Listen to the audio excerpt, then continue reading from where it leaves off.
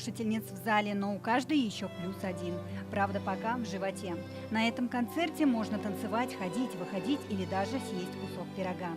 Все, чтобы будущей маме и ее малышу было комфортно. Мы провели работу под прикрытием измерения частоты сердечных сокращений, предлагали женщин послушать с наушниками то или иное произведение. И мы выбрали именно те произведения, которые нравятся деткам. Великолепно.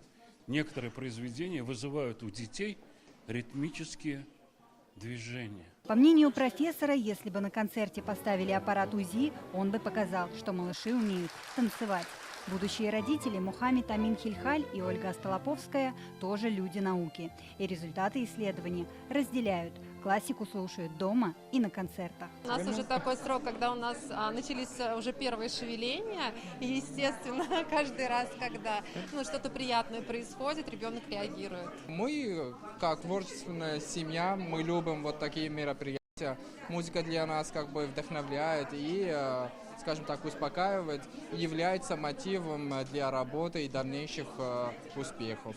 Особенно малыши любят музыку, схожую по звучанию, татарскую и японскую. Предпочитают струнные и не особо духовые. Но настоящий бунт начинается, когда звучит попса. На определенные песни иногда начинает реагировать. Если, например, случайно по радио за рулем я еду и включается какая-то агрессивная громкая музыка, я могу почувствовать, что такой толчок, и переключаю, понимаю, что более спокойную хочется послушать. Мне вообще очень нравится классическая музыка.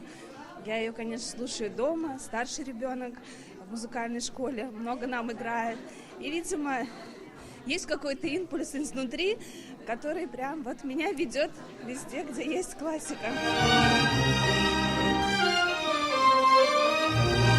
В репертуаре Моцарт, Штраус и Брамс.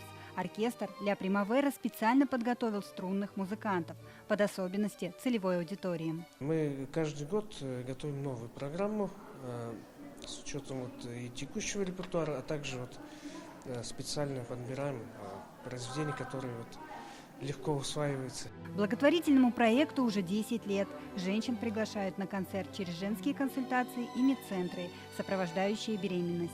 Так, врачи и музыканты продолжают создавать связь материнскую и музыкальную.